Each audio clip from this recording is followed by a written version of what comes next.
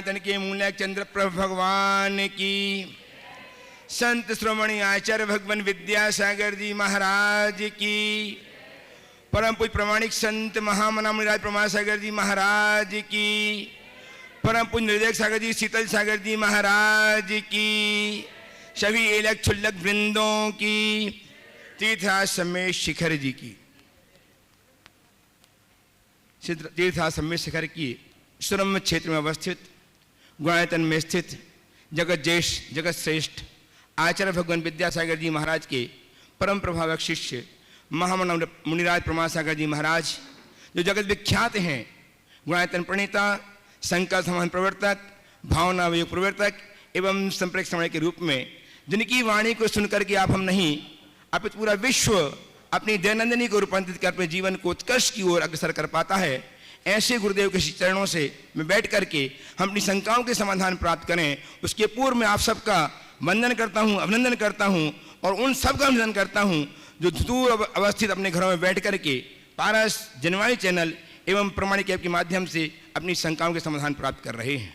तो आइए हम सब गुरुदेव के चरणों में चलें, उनसे आशीष प्राप्त करके जीवन को धन्य करें। मेरे साथ उच्चारिए, नमोस्तु महाश्री, नमोस्तु महाश्री, नमोस्तु महाश्री। गुरुदेव का मानसचित्त गुणायतन कुछ ही माहों लोकार्पित होगा और इसमें कारण बने हैं आप, आपकी उदारता, आपका सदाशय भाव। आज भी गुरुदेव के एक अन्य श्री सेवायतन अन्य प्रकल्प जिसमें जो मुख्य रूप से है, उसमें अपनी औषधि दान के लिए 21,000 की राशि अशोक विहार दिल्ली से श्रीमती चित्रा विजय जैन, अनुराग पारुल आरसिया और आनंद जैन ने प्रदान की है। बहुत बहुत साधुवाद। गुणायतन का कार्य शीघ्र संपन्न हो, इसके लिए आप अपने भावों को उदात्तता प्रदान करें और गुणायतन से जुड़ करके अपने जीवन को धन्य करें। आप कह सकें कि मेरा गुणायतन, हमारा गुणायतन, हम सबका गुणायतन। मैं इस कार्यक्रम को गति प्रदान करने के लिए परम पूज्य छुल्लक महाराज श्री स्वरूप सागर जी महाराज के चरणों में वंदन अर्पित करते हुए निवेदन कर रहा हूँ। महाराज श्री आप मंचन श्री साधुओं के माध्यम से एवं ऑनलाइन प्रश्नों के माध्यम से इस कार्यक्रम को गति प्रदान कीजिएगा। इच्छामी महाराज जी, इच्छामी इच्छामी इच्छामी। नमोस्तु महाराज श्री। प्रथम ऑनलाइन प्रश्न के रूप में चंद्रकांत जैन बीड़ से पूछ रहे हैं महाराज श्री कि चतुर्मास काल में शुभ मुहूर्त नहीं होने का कारण हिंदू धर्म में बताते हैं कि शुक्र का अस्त होता है, तो जैन धर्म के अनुसार किस कारण से शुभ मुहूर्त चतुर्मास में नहीं होते? कृपया समाधान करें। देखिए, चतुर्मास के पीछे जो भी कारण, ज्योतिषीय कारण के साथ साथ मुझे एक बड़ा कारण दिखता है, वह है ऋतु। वर्षा ऋतु में पुराने समय में संसाधनों की कमी थी, आवागमन के साधन नहीं थे, मौसम की अस्थिरता के कारण व्यवस्थाएं बहुत बनानी होती थी, तो एक व्यवस्था बन गई कि इन दिनों हम कुछ न करें। दूसरा कारण जीव हिंसा, बड़े आयोजनों में जीव हिंसा की संभावना हो, शायद इसलिए भी करें। और फिर हमारे यहाँ सुकस्त की बात आपने की है या अन्य जो बातें हैं, तो एक व्यवस्था है कि वृष राशि के बाद जो सूर्य परिवर्तित होता है, तो उसके बाद वो 4 माहों में कोई भी धार्मिक अनुष्ठान नहीं किए, शुभ कार्य नहीं किए जाते, एक व्यवस्था है। लेकिन एक विशेष बात कह रहा हूँ, टीकमगढ़ जैन समाज की प्रतिष्ठाचार्यों की नगरी, ज्योतिषाचार्यों की नगरी, और टीकमगढ़ के मुख्य 2 मंदिरों की प्रतिष्ठा भाद्रपद में हुई और गजरथ हुआ। मुझे देख के बड़ा आश्चर्य हुआ। वो मंदिर बड़े प्रतिष्ठित मंदिर, बड़ा प्रभाव, वहाँ के मझार का मंदिर और बाजार का मंदिर, ये 2 मंदिर हैं और दोनों की प्रतिष्ठा भादों में हुई। तो ये अपने आप में बड़ी बात है। मुहूर्त शास्त्र को भी देखते हैं तो मुहूर्त शास्त्र में बहुत ज़्यादा गुंजाइश है, जब ज़रूरत हो तो कर लो। एक बार मुझसे कहा कि महाराज जी लोग सावन में शादियाँ क्यों नहीं करते, जबकि नेमिनाथ की तो हुई थी। हमने कहा उनकी फेल हो गई इसलिए लोग नहीं करते। नेमिनाथ भगवान का विवाह सावन में ही तो हुआ, तो फिर अब इस फेल हो गया, ये बात अलग है। तो शायद इसीलिए लोग नहीं करते होंगे। तो ये सारी व्यवस्थाएं हैं, उन व्यवस्थाओं को देखते हुए हमें बात करनी चाहिए। अतुल जी प्रतिभा जी दुबे सतना से नमोस्तु करते हुए पूछ रहे हैं महाराज श्री कि एक बार हम बड़े ध्यान से देख रहे थे कि एक मृत कीड़े को कई चींटियां उठाकर अपने गंतव्य की ओर ले जा रही थीं। हाँ, एक कीड़े को कई चींटियां अपने गंतव्य की ओर ले जा रही थीं और एक भी चींटी पीछे धक्का नहीं दे रही थी, ना ही उसे पीछे खींचे। बोलो कि ये अतुल जी प्रतिभा जी दुबे पूछ रहे हैं महाराज श्री कि एक बार हम देख रहे थे कि एक मृत कीड़े को कई छोटी चींटियां उठाकर अपने गंतव्य की ओर ले जा रही थीं और एक भी चींटी पीछे धक्का नहीं दे रही थी और कीड़े को पीछे नहीं खींच रही थी, जबकि चींटियां अनपढ़ हैं। वहीं समाज और देश में अच्छा कार्य करने वालों को पीछे क्यों धक्का देते हैं या टांग क्यों खींचते हैं, जबकि हम पढ़े लिखे विद्वान हैं? कृपया। इसलिए कि वो लोग चींटी नहीं है। चींटियां हैं वो बहुत अनुशासित है और वो अपना काम करते हैं, या तो सहयोग देते हैं, पूरक बनते हैं, बाधक नहीं बनते। काश मनुष्य चींटियों से सीख ले तो अल्प सामर्थ्य में भी बड़ा काम कर सकते। और जब हमारी शक्ति नकारात्मक दिशा में लगने लगती है तो बड़े काम करने पर भी हम कुछ नहीं कर पाते। मुकेश साधना जी गंगवाल 12 से नमोस्तु करते हैं पूछ रहे हैं महाराज श्री कि संसार में सुख बहुत हैं और दुख बहुत कम है, लेकिन फिर भी दुखी व्यक्ति बहुत अधिक दिखते हैं और सुखी व्यक्ति कम दिखते हैं। ओम हाँ बोलो। इस संसार में सुख बहुत हैं और दुख बहुत कम है, लेकिन फिर भी दुखी व्यक्ति अधिक दिखते हैं, सुखी व्यक्ति कम नजर आते हैं। तो महाराज श्री सर्व सुख दुख में से बचने का सरल उपाय बताएं। सुख बहुत कम है, दुख बहुत अधिक है। दुखी व्यक्ति ज़्यादा, सुखी व्यक्ति कम दिखते। जो कम होंगे वो कम दिखेंगे, जो अधिक होंगे वो अधिक दिखेंगे। और सुख दुख से ऊपर उठना है तो बस मोक्ष मार्ग में लगो, रत्नत्रय का आलम्बन करो, यही भव दुख से पार उतारने का साधन है। कनिका जी जैन सागर से नमोस्तु करते हुए पूछ रहे हैं महाराज श्री कि मेरे यहाँ सभी लोग प्रतिदिन मंदिर जाते हैं, नित्य दर्शन पूजन अभिषेक आदि करते हैं, परंतु घर में क्रोध का बाहुल्य है, तो आने वाली जनरेशन में धर्म की प्रभावना नहीं हो पा रही है। उन्हें धर्म का मतलब ही समझ में नहीं आता कि आप लोग इतना धर्म करने के बाद भी अशांत रहते हैं, तो हम क्या करें? बिल्कुल सही, आप गलत आदर्श प्रस्तुत कर रहे हैं। ऐसे लोगों को जो मंदिर जाते हैं उन्हें मंदिर के प्रयोजन को साकार करना चाहिए और कोशिश करनी चाहिए कि हम धर्म ध्यान करें तो अंदर से करें। कोई बाहरी क्रिया का नाम धर्म ध्यान नहीं है। अंतरंग से हम जब तक अपने आप को परिवर्तित नहीं करते तब तक हमारा धर्म ध्यान नहीं होता। विनोद जी जन रानौली से नमोस्तु करते हैं पूछ रहे हैं महाराज श्री कि यदि किसी के घर में या परिवार में कहीं भी कोई भी मांगलिक कार्य संपन्न हो रहा हो और समाज के दूसरी व्यक्ति के घर में मृत्यु हो जाती है तो उसको मांगलिक कार्यों में शामिल नहीं होने देते, तो ऐसी विचारधारा से महाराज श्री हम क्या करें? फिर से बोलिए। किसी घर में मांगलिक कार्य संपन्न हो रहा है और समाज के किसी दूसरे व्यक्ति के यहाँ मृत्यु हो जाती है, तो जिसके यहाँ मृत्यु आदि हुई है तो उसको कुछ समय तक मांगलिक कार्यों में शामिल नहीं करते, तो ऐसा क्या ठीक है? एक्चुअल में लोगों में डर रहता है। अब किसी के अमंगल हो गया, अब मैं उसके यहाँ जाऊँगा, हमारे घर मांगलिक कार्य होना, भैया दूर रहो, जो अलाए बलाए सामने नहीं आए। एक बड़ी पार्टी तो उनको बुरा भी नहीं लगता। और ठीक है, मंगल कार्य जब हम कर रहे हैं तब तक अमंगल का नाम भी न ले, ऐसी एक परंपरा है, तो इसको स्वीकार लेने में कोई हर्ज नहीं। अब शंकाओं के लिए चलते हैं मंचासीन मुनि संघ के चरणों में, और सर्वप्रथम मैं निवेदन करूंगा परम पूज्य शुल्लक श्री आदर सागर जी के चरणों में कि अपने प्रश्न के माध्यम से हमें लाभान्वित करें। नमोस्तु भगवान। महाराज जी, किसी विचारक का ऐसा कथन है, आप बच्चों को 20 साल तक संस्कार दीजिए, वो आपको 80 साल तक सुख देंगे। महाराज जी, इस बारे में थोड़ा आपका विस्तार चाहते हैं। बहुत अच्छा वाक्य। बच्चों को 20 साल तक संस्कार दीजिए, वो 80 साल तक सुख देंगे। मैं तो सुधारता हूँ, बच्चों को 10 वर्ष सुख संस्कार दीजिए, वो 100 वर्ष सुख देंगे। अगर हमने अपने प्रारंभिक दिनों में बच्चों को ठीक तरीके से संस्कारित किया तो पक्के तौर पर ये मानकर चलना, बच्चों के जीवन में आमूलचूल परिवर्तन होगा।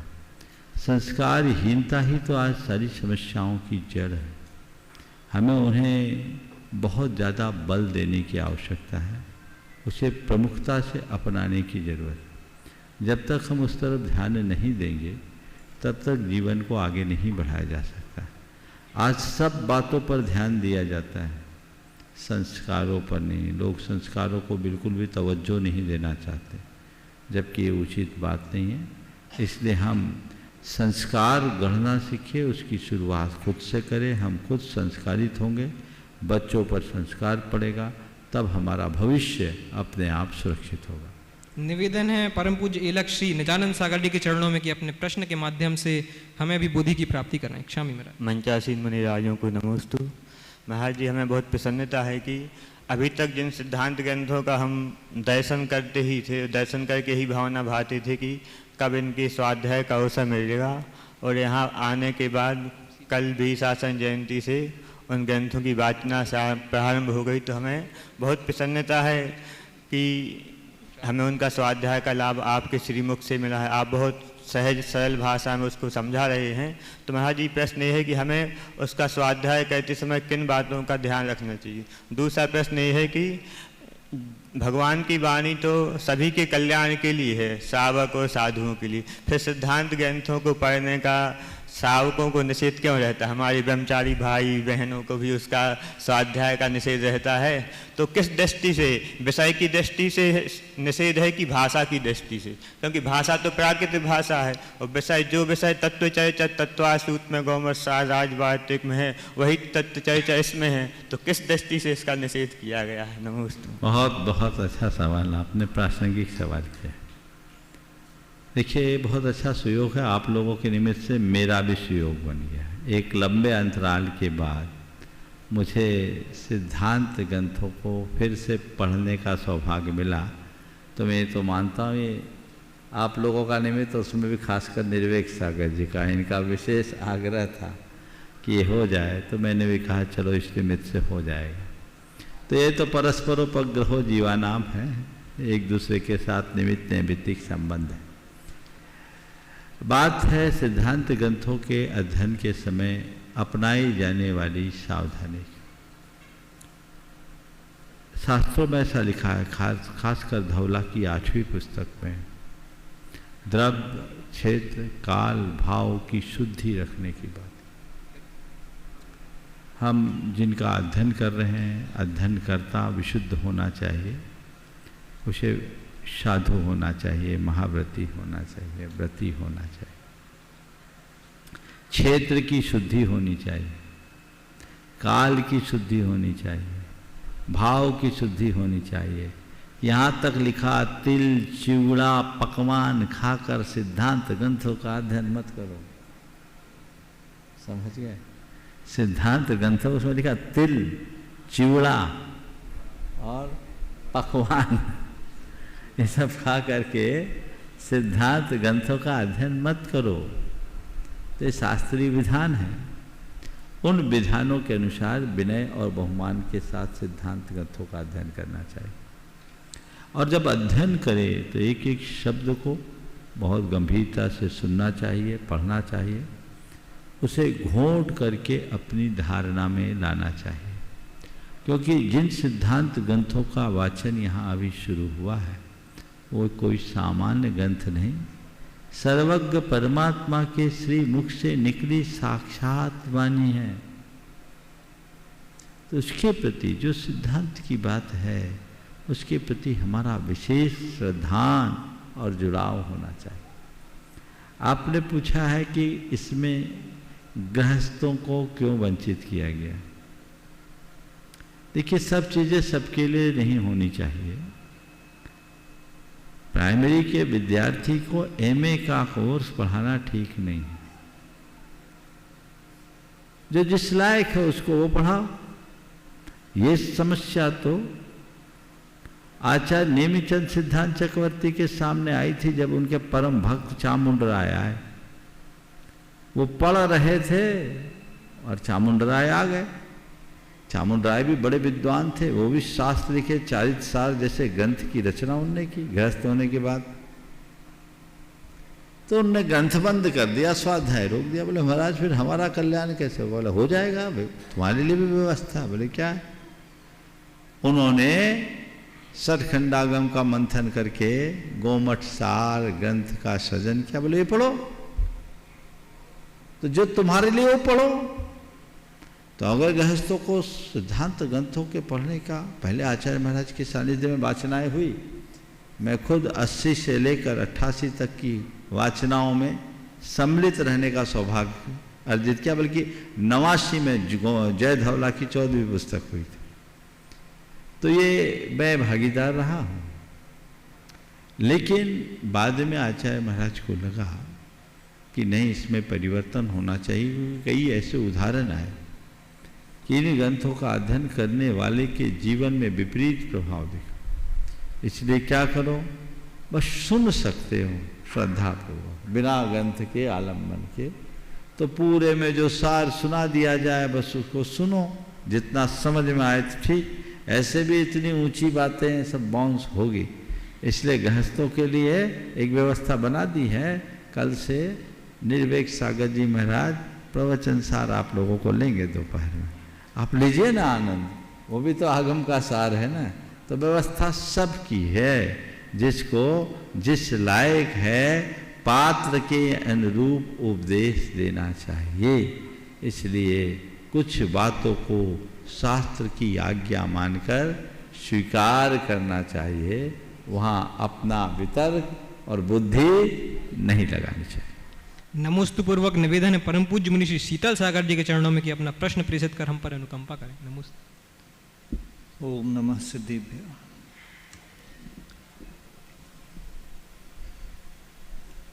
एक प्रश्न ऐसा बहुत पहले से आया है कि आलोचना पाठ पढ़ते हैं तो उसमें एक शब्द आता है विरद। मेरे अवगुण न चितारो प्रभु अपना, मेरे अवगुण न चितारो प्रभु अपना विरद समारो। ऐसी पूजा विनय पाठ में भी एक लाइन आती है, अपनो विरद निहार के कीजिए आप समान। तो ये विरद एक बार फिर से बोलिएगा।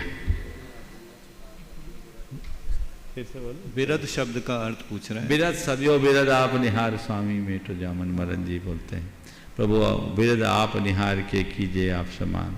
ये विरद का मतलब है महिमा, बड़प्पन, गुडविल।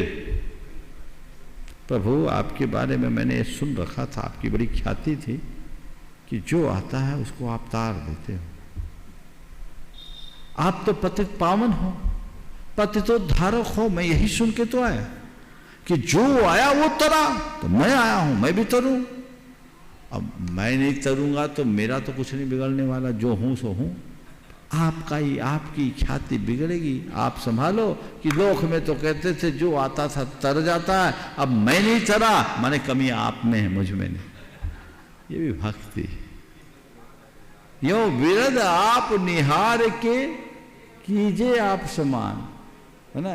अपनो विरद निहार के कीजिए आप समान, या यो विरद आप निहार स्वामी मेट जामन वन, ये मेरा जन्म मरण मिटाओ, नहीं तो आपकी रेपुटेशन खराब होगी, हमारी नहीं। तो अपनी बचानी है तो हमें पार लगा लो। ये भी भक्ति है। नमोस्तु पूर्वक निवेदन है परम पूज्य मुनि श्री निर्वेक सागर जी के चरणों में कि अपना प्रश्न प्रेषित कर हम पर अनुकंपा करें। नमोस्तु। मुनि श्री के चरणों में नमस्तु करते हुए, जब इस दुनिया को हम देखते हैं तो कहीं पहाड़, कहीं नदी, तो कहीं तालाब, समुद्र, अनेक प्रकार के जीव जंतु पक्षी वगैरह दिखते हैं, मनुष्य दिखते हैं, पेड़ पौधे दिखते हैं। और कुछ लोग कहते हैं इनको बनाने वाला ईश्वर है जिसने इन सब की रचना की है। और जैन दर्शन कहता है ये सब अनादिकाल से हैं। तो वास्तव में इनको क्या किसी ने बनाया है कि ये अपने आप बने हैं? यदि अपने आप बने तो बिना कारण के कार्य होता, ऐसा हो जाएगा। क्योंकि जब कभी कोई कार्य होता है तो उसके पीछे कोई ना कोई कारण अवश्य होना चाहिए। वास्तविकता क्या है आपके मुख से? देखिए, बड़ा दार्शनिक प्रश्न है। इस विषय में अगर मैं ये मान लूँ कि ये सब ईश्वर के द्वारा बनाया गया है, तो सवाल उठता है ईश्वर ने क्यों बनाया? और चलो ईश्वर ने बनाए भी, तो ईश्वर को किसने बनाया? जैन दर्शन कहता है आपके तो बिना कारण के कार्य नहीं होता, हम भी मान लिए। तो ईश्वर कैसे बना? वो अनादि सिद्ध है। तो जब एक ईश्वर अनादि सिद्ध हो सकता है तो पूरा संसार अनादि सिद्ध हो सकता है, इसमें क्या है? तो जैसे आपका ईश्वर अनादि सिद्ध है, वैसे संसार का प्रत्येक पदार्थ अनादि सिद्ध है। हर प्राणी अपने आप में ईश्वर है। जैन धर्म के अनुसार वो ईश्वर ऐसा ईश्वर नहीं जो अनादि से इस संसार को संचालित करता हो। ये जगत स्वभाव से निष्पन्न है, अनादि है, अनिधन, न इसे किसी ने बनाया और न कोई मिटा सकता है। जगत के प्रत्येक वस्तु में एक स्वाभाविक गुण है, उत्पत्ति, विनाश और स्थिरता की। प्रतिपल उसमें नई नई अवस्थाओं की उत्पत्ति होती है और उसी क्षण पूर्व अवस्था का विनाश होता है, और इन दोनों के मध्य उसकी मौलिक स्थिरता बनी रहती है, उसका स्वभाव है। इसी के कारण वस्तु में परिवर्तन, परिणमन, बदलाव होता रहता है, और वस्तु का परिवर्तन ही सृष्टि का परिवर्तन है।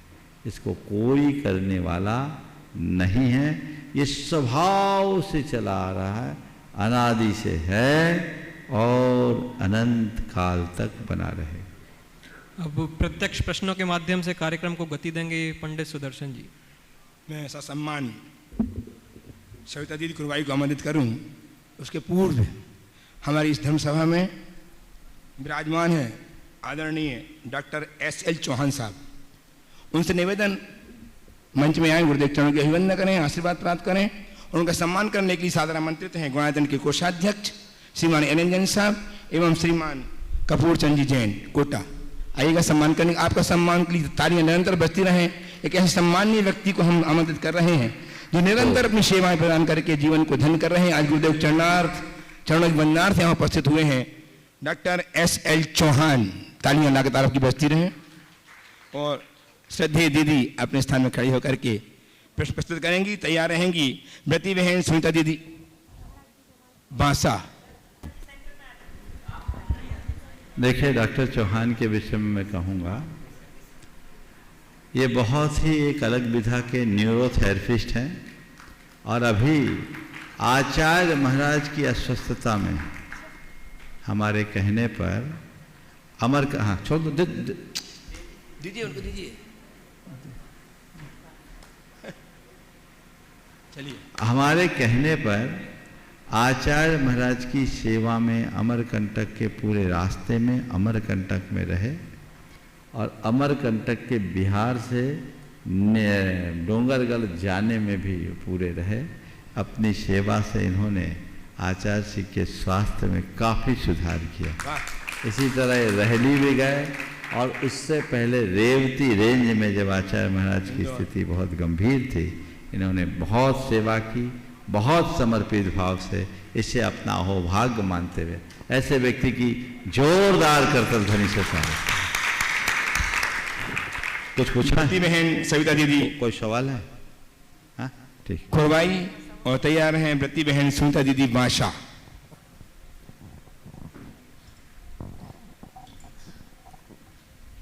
परम पूज्य साक्षात मोक्ष मार्ग को प्रकाशित करने वाले मुनि त्रय के चरणों में कोटि सा वंदन। अहिलक क्षुल्लक श्री के चरणों में कोटि सा इच्छा में। मुनि श्री, वीर शासन जयंती पर्व पर कल सिद्धांत ग्रंथ की वाचना शुरू हुई। प्रश्न तो दो प्रश्न है। पहला तो ये कि जयंती शब्द क्यों रखा? महावीर जयंती, जी धातु तो जैन जीतने के अर्थ में आती है, तो जयंती शब्द से यहाँ क्या लेना? और दूसरा ये है, कई लोग कहते हैं कि प्रयोजनभूत तत्व को जानना चाहिए। क्या सिद्धांत ग्रंथ में कोई प्रयोजनभूत तत्व नहीं है जो उसको मना करके लोग कहते प्रयोजनभूत तत्व को जानो? इसमें कहाँ तुम अपना उपयोग लगा रहे हो? क्या अनुयोगों में ऐसा भी कोई विभाजन है कि जहाँ प्रयोजनभूत तत्व के ग्रंथ कुछ अलग हो और सिद्धांत ग्रंथ और ग्रंथ अलग हो? क्या ऐसा भी कुछ है क्या? जिज्ञासा है, समाधान। देखिए, बहुत अच्छा सवाल है। पहला सवाल, वीर शासन जयंती का, जयंती शब्द का प्रयोग क्यों? इसका अर्थ जन्म से नहीं, भगवान महावीर के शासन का हमेशा जय होते रहे। अच्छा, जय का। जी धातु से जयंती, अंत में जय, जयशील, जी धातु से जयति, जय जय जय जय, से बना है। जयति, अच्छा है। जयंती, जयति, जयते, जय, जयता जयंती होगी, जयशील बने रहे। हाँ, ऐसा। तो वीर भगवान महावीर की का शासन जिस दिन जयशील हुआ, अच्छा, इसलिए जयंती, है। अथवा जिस दिन से भगवान महावीर के तीर्थ का प्रवर्तन हुआ उसका जन्म मान लो तो जयंती, दोनों अर्थ हो सकता है। अब रहा सवाल प्रयोजन भूत बातों को जानने का, बिल्कुल सही है, प्रयोजन भूत बातों को जानना चाहिए। लेकिन प्रयोजन भूत बातों को जानने के बाद जब हम अपने परिणामों को और अच्छा बनाना चाहते हैं तो सिद्धांत ग्रंथों के अध्ययन से हमारे परिणामों में अतिशय विशुद्धि आती है। हाँ, बिल्कुल सही। ये तो केवल वो महसूस कर सकते हैं जिन्होंने इनका अध्ययन किया है। अगर ये सब चीज़ें प्रयोजनहीन थे तो भगवान ने ऐसा अपने उपदेश में कहा क्यों? और ये सब प्रयोजन रहित थे तो हमारे बड़े बड़े आचार्यों ने इसे लिखा क्यों? इन्हें इतना अधिक महत्व दिया क्यों गया? ये सब चीज़ें हैं, मानता हूँ सीधे आत्मतत्व की बात इनमें कम है सिद्धांत ग्रंथों में, लेकिन जब तक हम इन्हें ठीक तरीके से नहीं समझते तब तक आत्मतत्व तक पहुँचना बहुत मुश्किल है। ये सब हमारे सिद्धांत ग्रंथ हैं, इन्हें द्रव्यान योग के अंतर्गत ही मानना और द्रव्यान योग के विषय में होने के उपरांत ये हमारी आत्मविशुद्धि के विशेष कारण हैं। सीधे हम समय सार आदि ग्रंथों में ही प्रवेश करें, अध्यात्म ग्रंथों में ही, तो केवल अध्यात्म की बातें होगी, लेकिन जब उसके साथ सिद्धांत का पुट मिलता है तो उसमें चार चांद लगते हैं, परिणामों में विशेष निखार होता है। इसलिए हमारे यहाँ तो क्या कहा? प्रथमम करणम चरणम फिर द्रव्यम। तो प्रथमान योग के बाद करणान योग, करणान योग में तो और गणितान योग है, फिर चरणान योग और आखिरी में सिद्धांत ग्रंथ है द्रव्यान योग में। द्रव्यान योग में केवल अध्यात्म ग्रंथ नहीं है, द्रव्यान योग में सिद्धांत ग्रंथ है, न्याय ग्रंथ भी द्रव्यान योग का ही विषय है। इसलिए आगम के अंतर्गत लेंगे तो सिद्धांत और न्याय लेंगे और अध्यात्म के अंतर्गत लेंगे तो भावना और ध्यान ग्रंथ होंगे। तो हमें चारों अनुयोगों का अध्ययन करना चाहिए, उनके प्रति अपनी श्रद्धा होनी चाहिए। जिनके हृदय में किसी भी अनुयोग के प्रति उपेक्षा का भाव है वो सम्यक दृष्टि नहीं हो सकता। बहुत बढ़िया, नमोस्तु महाराज। ब्रती बहन प्रीति दीदी भी अपने प्रश्न प्रस्तुत करने तैयार हैं। ब्रती बहन प्रीति दीदी उपस्थित हों। सुनीता दीदी माशा। तीनों मुनिराजों के चरणों में नमोस्तु नमोस्तु नमोस्तु, इलक जी के चरणों में इच्छा में, सभी छुल्लक जी के चरणों में इच्छा में इच्छा में इच्छा में। महाराज जी, दौलत राम जी ने लिखी है पंक्ति दर्शन पाठ में, भवि भागन बस जोगे वसाए। भव्य जीवों के निमित्त से दिव्य ध्वनि खिरती है, लेकिन अगर आम श्रावक पुरुषार्थ करता है कि हमें गुरुओं की वाणी भी सुनने मिल जाए, तो वो भी जब हम लोगों को नहीं मिलती है सुनने, तो इसको कर्म माने, पाप माने, या हमारे पुरुषार्थ की कमी, या हमारे समर्पण की कमी, या क्या माने हम इसको? आपके प्रश्न में ही इसका उत्तर कि गुरुओं की वाणी केवल हमारे पुरुषार्थ से नहीं, हमारे भाग्य से मिलती। जब भगवान की वाणी भी तुम्हारे भाग्य से मिलती है तो गुरुओं की भी, और ये तो अनुभव की बात, किसी किसी के प्रताप से ऐसा होता। और मैं तो अपने अनुभव की बात कह रहा हूँ। मुझे ऐसा लगता है कि मैं बोलता ही नहीं हूँ, आप लोगों का पुण्य मुझसे बुलवाता है। ये मेरा अनुभव है, व्यक्तिगत अनुभव। मैं बिल्कुल खाली होता हूँ, खाली, और जब शुरू होता हूँ तो आप लोगों का पुण्य नियोग मुझसे वह सब बुलवा लेता है जिसके बारे में मैं सोच भी नहीं सकता। तो निमित्त नैमित्तिक संबंध है। भली वस्तुओं का संयोग बहुत दुर्लभता से मिलता है। महापुरुषों का सानिध्य और उनकी वाणी का श्रवण सहज नहीं है, कठिनता से होता है। और जिन्हें मिला है उन्हें बहुत भाग्यशाली समझना चाहिए। जब भी मिले फिर इस बात को सुनकर अब तो हमें कोई प्रयास ही नहीं करना चाहिए, ये बात नहीं, सतत प्रयास जारी रखना चाहिए ताकि हम अपने जीवन को आगे बढ़ा सकें। आइए अपनी दीदी और तैयार रहें श्राविका सुश्राविका चंद्रिका जी पाटनी रांची से। त्रैमुनि श्री के चरणों में नमोस्तु, एलक्सी के चरणों में इच्छा में, समस्त छल्लक जी के चरणों में इच्छा। महाराज जी, समीचीन पुरुषार्थ करने के बाद भी जब असफलता मिलती है तो मन टूटने लगता, हताश हो जाता है और आत्मबल भी हताश होने लगता। उस समय मन को कैसे मजबूत बनाएं या आत्मबल को कैसे प्रबल करें? सतत प्रयत्न के बाद भी यदि वांछित परिणाम न मिले और मन में हताशा आने लगे तो सबसे पहले ये सोचना चाहिए कि मेरे प्रयास में कहीं न कहीं कोई ना कोई कमी रही है, मैं दोहरा प्रयास करूं और जीवन को आगे बढ़ाऊं। हमेशा एक बात सोचना चाहिए कि जब तक मेरे पास अवसर और अनुकूलता है, अंतिम संभावना बने रहने तक अपना प्रयास जारी रखना चाहिए। और जो इस तरह से प्रयास जारी रखते हैं वो परिणाम पे आ जाते हैं। उस समय अपने आप को मोटिवेट करना चाहिए, कुछ मोटिवेशन देना चाहिए। उन लोगों के चरित्र को सामने लेना चाहिए जो लोग हार करके जीते हैं। हम सबको पता है मोहम्मद गौरी कितनी बार दिल्ली पर चढ़ाई किया, 16 बार हारा पर हिम्मत नहीं हारा। कल्पना करो जब हार का मुंह लेकर अपने नगर में लौटता होगा तो उसके सामने क्या स्थितियां होती हो, कैसे वो अपने को, अपनी सेना को, अपनी प्रजा को समझाता होगा, कैसे उनका सामना करता होगा और फिर उनको इकट्ठा करके फिर आया एक बार और फिर हार गया, फिर जैसे तैसे समझा एक बार और, क्या हुआ? कितनी बार? 16 बार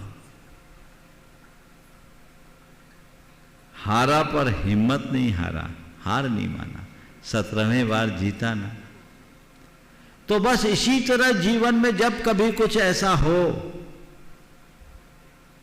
शांति,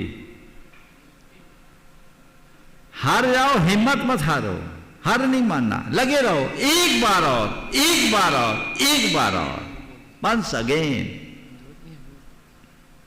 अपने आत्मविश्वास को खंडित मत होने दो। ऐसे लोगों के चरित्र को सामने लाओ, उनको पढ़ो, प्रेरणा मिलेगी। महापुरुषों के वचनों को सुनो, उससे प्रेरणा मिलेगी। कुछ ऐसे लोगों से संपर्क बनाओ जो हमें सकारात्मक प्रेरणा देते हैं, तो हमारा आत्मविश्वास बढ़ेगा, मनोबल जागेगा, हम अपने आप को आगे बढ़ाने में समर्थ बनेंगे और हारी भी बाजी भी जीत सकेंगे। उपस्थित हों चंद्रिका जी पाटनी रांची से स्वसाविका ट्रस्टी गुणायतन, और तैयार रहेंगे डॉक्टर SL जैन चौहान साहब जिन्होंने आचार्य भगवान की सेवा करने का सौभाग्य प्राप्त किया है, तैयार रहेंगे अपना उद्गार व्यक्त करने के लिए। मेरी तरफ से, जगत के सब जीवों की तरफ से, दोनों मुनिराजों के चरणों में नमोस्तु, एलक जी महाराज के चरणों में इच्छा में, सब छुल्लक जी महाराज के इच्छा में। महाराज श्री, हम जब किसी को फ़ोन करते हैं और सामने वाला धर्म ध्यान करता रहता है और उस वक्त वो धर्म ध्यान छोड़ करके और फ़ोन उठाता है, बात करता है, तो उसमें हमको अंतराय कर्म बन देता है क्या? अब देखो, आपको ये पता है कि उनका ये स्वाध्याय का टाइम है और आप फोन कर रहे हो, तो पक्के में अंतराय, पर आपको पता नहीं है और उनका भी कोई स्वाध्याय का नियत समय नहीं है, तो फोन कर रहे हैं, तब तो अंतराय नहीं। लेकिन जो व्यक्ति स्वाध्याय कर रहा है उसको स्वाध्याय पर्यंत फोन को साइलेंट एक तरफ रखना चाहिए। जब तक जिनवानी की से बात कर रहे तब और किसी से क्या बात करना, जिनवानी से बड़ा थोड़ी हो, नहीं करना, फोन एक तरफ रखो। मेरा स्वाध्याय पूर्ण होगा, उसके बाद देखेंगे, मिस कॉल होगा, लगा लेंगे। तो दोनों तरफ से बात बन जाएगी। ये बात बहुत सही है। पूजा के टाइम, स्वाध्याय के टाइम कई लोग तो सामायिक कर रहे हैं, घंटी बज रही है ट्रन ट्रन। अब क्या सामायिक होगी? तो ये झमेले हैं। झमेले क्या बोलूं, जी का जंजाल, इसको दूर रखो। पूजा कर रहे, पूजा करते करते फोन उठा रहे। अरे पूजा में तो मौन का विधान है, फोन कहाँ? आहार कर रहे, आहार देते देते हम तो जो मोबाइल छूता उसको बाहर निकाल देते हैं। हाँ, मोबाइल छूने वाले को क्या भाई, मोबाइल सबसे अशुद्ध चीज़ है, रखना ही नहीं चाहिए। तो ये सब चीज़ें हैं, इस पर ध्यान देना चाहिए। और आज ही मुझे कल किसी ने एक क्लिप दिखाई, जो आपके सुधीर चौधरी की एक क्लिप है, जो बच्चों के लिए, कि छोटे बच्चों को मोबाइल देना बहुत भयानक है, इस पर भी विचार करना चाहिए। आज तक में वो आया है, अब मैं तो उसकी केवल एक झलक देखी, पूरा मैंने नहीं देखा उसको, लेकिन ये बहुत गंभीर है, चौंकाने वाला है। और अभी मुझे परसों नरसों एक सूचना दी गई, मोबाइल के संदर्भ में प्रासंगिक बात आ गई। 2 बच्चे, मोबाइल के चक्कर में एक बच्चे ने एक बच्चे का कत्ल कर दिया, एक 10 साल का, एक 13 साल का बच्चा, दोनों भाई, आसाम में, और जैन परिवार का। आप सोचिए क्या हो रहा है। अभी मुझे एक सज्जन ने बताया, इस चातुर्मास स्थापना के टाइम मोबाइल नहीं दिया तो उस गुस्से में ऐसा कर दिया, छोटा बच्चा। तो ये सब चीज़ें बहुत खराब है। इससे बच्चों के भावनात्मक स्वास्थ्य पर बड़ा बुरा असर पड़ता है, उनकी दृष्टि प्रभावित होती है, उनकी मेमोरी, उनकी चिंतन क्षमता सब खत्म होती है। बच्चों को जो माँ बाप मोबाइल पकड़ा रहे हैं, वो बच्चों के भविष्य को खराब कर रहे हैं। इस पर बहुत ध्यान देना चाहिए। इसलिए मोबाइल के प्रयोग पर बहुत गंभीरता से विचार होना चाहिए। आइए डॉक्टर एस.एल. चौहान साहब। लेता तो उनको अंतराय बंधता है क्या? अब आपको पता है उसका स्वाध्याय का समय, तब आप बिल्कुल स्वाध्याय नहीं, जैसे जाप वगैरह कुछ। आप अगर कुछ समय में कर रहे हो तो अंतराय है, और बाकी समय में कर रहे हो तो कोई बात नहीं। और इसी प्रकार कभी किसी को फ़ोन करो ना, तो आप बात करने की स्थिति में हैं कि नहीं, पहला सवाल करो। आइए चौहान साहब, अपने भाव व्यक्ति करने के लिए और तैयार रहेंगे। डॉक्टर श्रीमान N.L. जैन साहब, कोषाध्यक्ष गणायतन, जयपुर। मंच पर आसीन समस्त गुरुओं को मेरा त्रिबार नमोस्तु नमोस्तु। समस्त भारतवासियों की ओर से भी आपको नमस्कार करता हूँ। मनावर की समस्त जैन सभा की ओर से भी मैं आपको नमस्कार करता हूँ, तथा राकेश गोदा परिवार की ओर से भी मैं आपको नमोस्तु करता हूँ। महाराज, आप सभी जानते ही हैं कि डोंगरगढ़ के बारे में, आचार्य श्री के बारे में आपने बता ही दिया सभी को। आपका जब मुझे फ़ोन गया तो मैं बड़ा हैरान हुआ हूँ कि अब मैं क्या कर सकता हूँ। फिर मैंने सोचा कि मुझे जाना चाहिए, क्योंकि पहले से ही मेरे को खबर आ गई थी कि रायपुर से फ़्लाइट की व्यवस्था करके किसी डॉक्टर्स को, स्पेशलिस्ट को गुरुदेव की चिकित्सा सेवा के लिए ले जाके उनको दिखा लिया गया है। लेकिन उनसे भी जब कुछ ना हुआ तो फिर आपने मुझे याद किया और मैं उनकी सेवा में गया। मेरे भी मन में डर तो था कि इतने बड़े स्पेशलिस्ट के देखने के बाद भी अगर वो कुछ नहीं कर पा रहा है तो शायद मैं भी कुछ ना कर पाऊँ। लेकिन आपकी कृपा और परमात्मा का चमत्कार देखिए कि इस डॉक्टर्स को जब दिखाया गया गुरुदेव को, तो उन्हें तुरंत कहा कि इनको इमीडिएटली हॉस्पिटलाइज करना पड़ेगा। तो बोला ये पॉसिबल नहीं है। तो बोले इनको बोतल वगैरह दवाइयाँ भी देना पड़ेगी। तो बोले ये भी संभव नहीं है। तो इस डॉक्टर का लास्ट में कथन ये था गुरुदेव कि इनके देखने मात्र से हम जरूर ठीक हो सकते हैं, लेकिन मेरे देखने मात्र से गुरुदेव ठीक नहीं होंगे। इसके लिए आप और कोई चिकित्सा पद्धति देखिए। जब मैंने जाके देखा तो मात्र 7 दिन की न्यूरोथेरेपी उपचार पद्धति से गुरुदेव अमरकंटक से डोंगरगढ़ आ गए। मैंने बीच में आपसे निवेदन भी किया था कि आप मुझे छुट्टी दे दें, लेकिन आपका आदेश था कि आपको अमरकंटक से डोंगरगढ़ जाना ही है, भले आपकी सेवा वहाँ पे लगे या ना लगे। इस विहार के माध्यम से गुरुदेव मैंने जीवन के एक सबसे बड़ी शक्ति का अनुभव किया है पिछले 38 साल में जितना पैदल नहीं चला था उतना मैं गुरुदेव के 12 से 15 दिन के विहार में पैदल चल लिया हूँ। सबसे मजे की बात यह थी गुरुदेव कि मैं जितना पीछे रह के चलता था तो मुझे ऐसा लगता था कि मैं बहुत ज़्यादा थक रहा हूँ। जैसे ही गुरुदेव के संपर्क में आके चलता था तो मुझे ऐसा लग रहा था कि मैं अपने कदमों से नहीं उनके कदमों से चल रहा हूँ। ये मेरे जीवन का प्रत्यक्ष और एक ऐसा अनुभव है कि मुझे लग ही नहीं रहा था कि मैं कैसे चल पा रहा हूँ इतना। तो ये उनका एक बहुत बड़ा चमत्कार था मेरे जीवन में। इसी के साथ नमस्कार। बहुत बहुत आशीर्वाद। बहुत बहुत श्रीमान एन साहब को साधक गणायतन उपस्थित हों, तैयार रहें। श्रीमती सुषमा जी, प्रवीण जी जैन, अशोक नगर। परम रितेश पूज्यवर जी के साथ अशोक नगर से रितेश जी उपस्थित हैं साथ में अशोक नगर से। सादर नमन, वंदन मंचासीन संगस्थ सभी मुनियों को, क्षुल्लक जी को, इच्छामी। महाराज श्री, मेरी एक छोटी सी जिज्ञासा है, शायद कुछ तो अभी हमारे पूर्व प्रश्न पे कुछ उसका प्रकाश डाला गया था, फिर भी मैं रिपीट कर रहा हूँ उसको। व्यक्ति का रवैया असफलताओं और विफलताओं के प्रति सकारात्मक कैसे हो? व्यक्ति का रवैया अर्थात दृष्टिकोण सफलता और विफलताओं के मध्य सकारात्मक कैसे बने रहे। अगर व्यक्ति खुद के प्रति सकारात्मक है और आध्यात्मिकता से जुड़ा हुआ है तो मैं इसे सकारात्मक नहीं तटस्थ बताना चाहूँगा। सफलता और विफलता के मध्य तटस्थ बना रहना। इस सच्चाई को जाने कि जीवन में कब क्या हो जाए कहाँ नहीं जा सकता, सब पुण्य पाप का खेल है, संयोगों पर निर्भर है। संयोग बनते हैं, बदलते हैं, कब किसके साथ क्या हो जाए कहाँ नहीं जाए।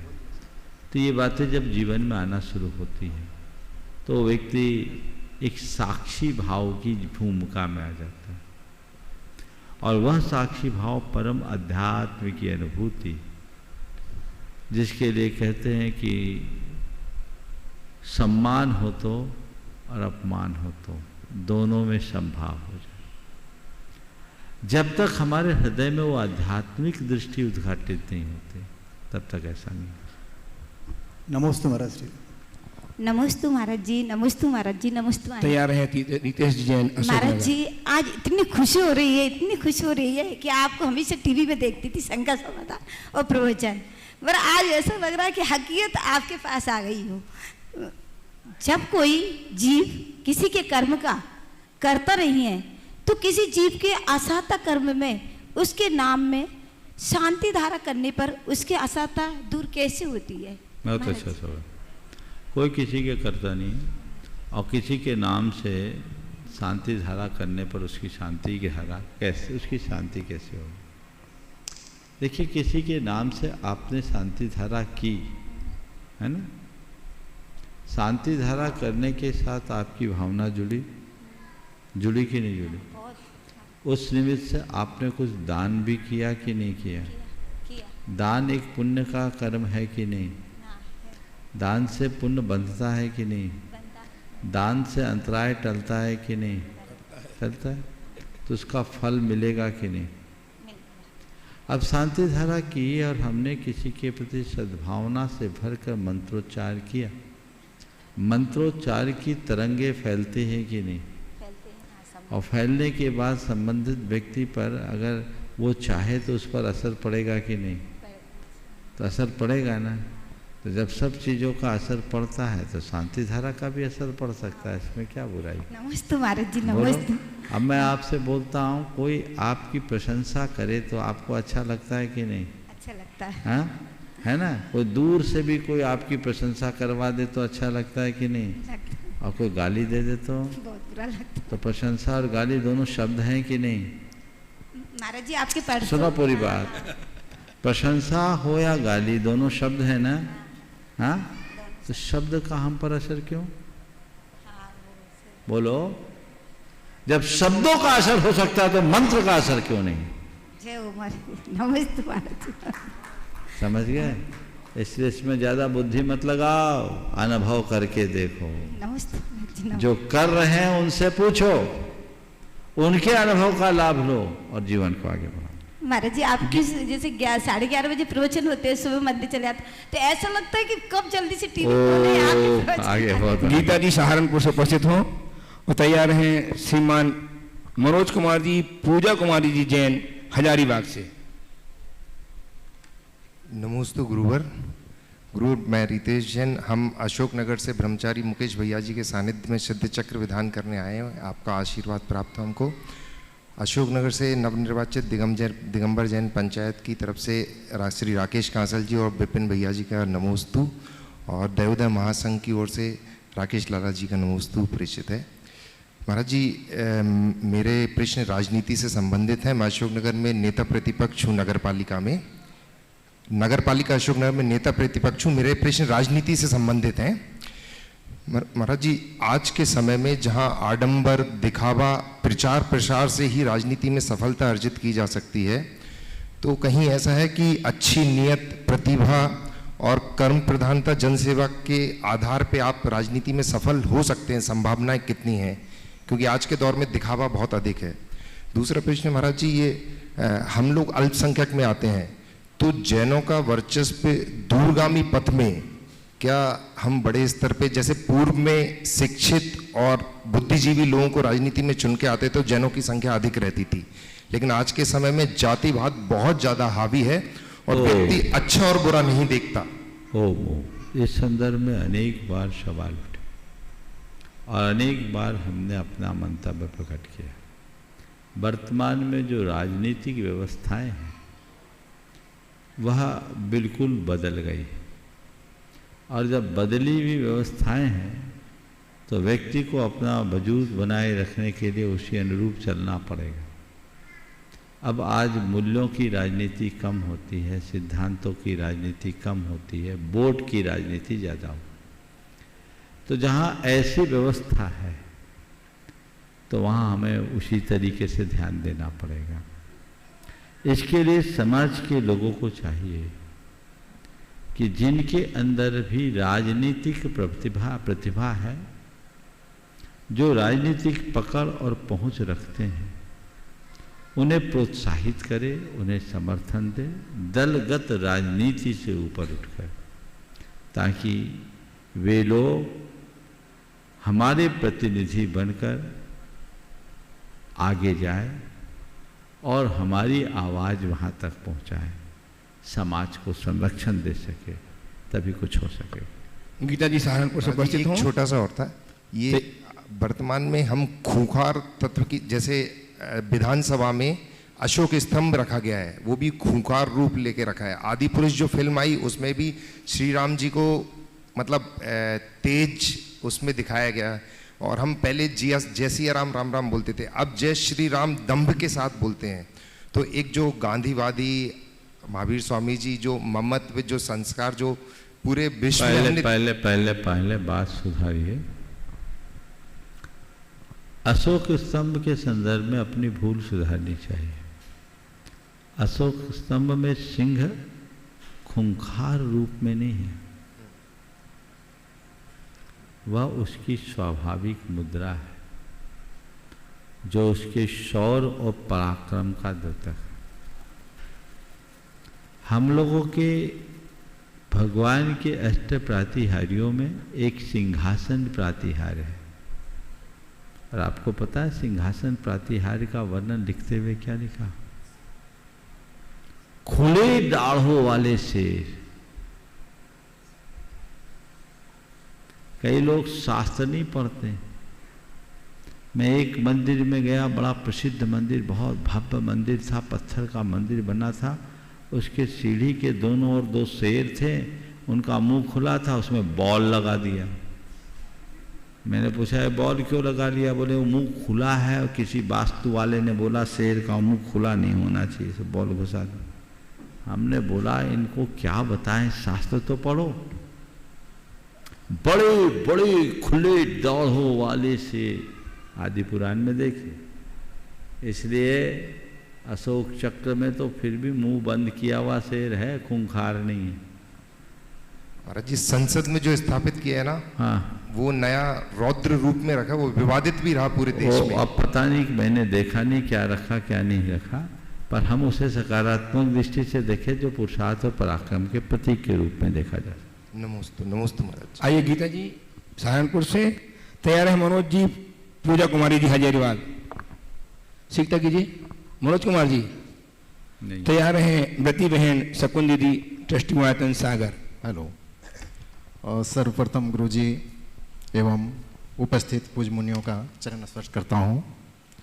गुरुजी, मैं आपकी जीवनी का अध्ययन करता रहता हूँ। जहाँ तक मुझे ज्ञात है आप हजारीबाग में नवीन थे, जहाँ से आप मुख्य मार्ग में चलते हुए आज प्रमाण सागर जी बने हैं। और आप हिंदू उच्च विद्यालय के विद्यार्थी भी रहे हैं शायद, अगर गलती हुई तो क्षमा चाहता हूँ। मैं आपके चरणों में एक शंका प्रश्न रखना चाहता हूँ जो अपने परिवार संबंधियों से जुड़ा हुआ है। अगर कोई व्यक्ति बार बार धोखा देता है और उससे संबंध विच्छेद भी नहीं किया जा सकता, ऐसे में क्या करना चाहिए? देखिए, बहुत अच्छी बात है। जो व्यक्ति बार बार धोखा दे और उससे संबंध विच्छेद न किया जाए तो कुछ नहीं करे, ऐसे व्यक्ति के स्वभाव को समझ लें। और जैसे खतरनाक सांप होता है तो थोड़ा हम सुरक्षित दूरी लेकर निकलते हैं, समझ गए? तो वैसे रखिए।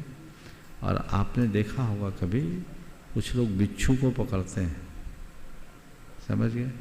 और एक डब्बे में ढेर सारे बिच्छू रखे रहते हैं, पर अपने हाथ में एक बूट जड़ी रखते हैं। वो जड़ी रखने के कारण बिच्छू उनके हाथ में घूमते रहते पर डंक नहीं मारते, समझ गए?